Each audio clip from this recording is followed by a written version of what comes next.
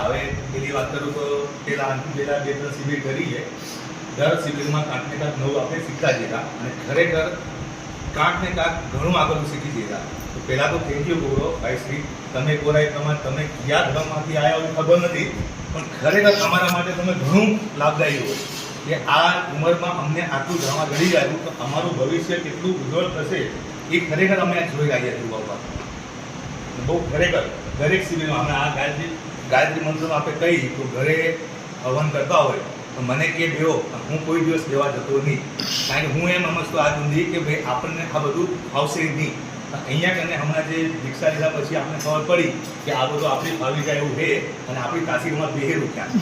એટલે હવે કાલ તમે જે બોલ્યા હતા ને ભાઈ શ્રી બહુ પકડી ગયું હોય કે આપણે જે હોય ને સૂર્યમાં આપણે કાંક છે આપણા જેવું આપણે એને એટેચ કરવું હોય. તો હવે પાછા જઈને પહેલાં તો આપણે એ જોશું કે આપણા જેવું શું માર્કરને છે અને આપણે ક્યાં પિન જોડવી. તો હવે અહીંયાથી ગયા પછી પહેલો જ આપણો પ્રયાસ એ રહેશે કે આપણે એમાં કને શું હોય ને આપણી શું તાસી રહે એને મેચ કરીએ તો જલ્દી પિન જોડાઈ જાય, આપણી સોકેટ લાગી જાય. બસ એટલું જ.